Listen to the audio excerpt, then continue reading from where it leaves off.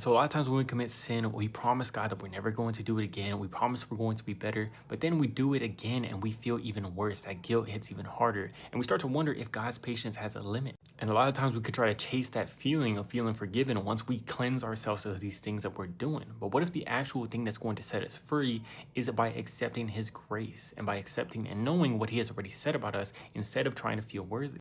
2 Corinthians 12:9, my grace is sufficient for you, for my power is made perfect in weakness. So a lot of times we can walk around with that on our back and feel like if we feel sorry for it and guilty, that means that we're showing that we're sorry to Jesus. But the truth is he already died for that sin and he died for the next one and the next one.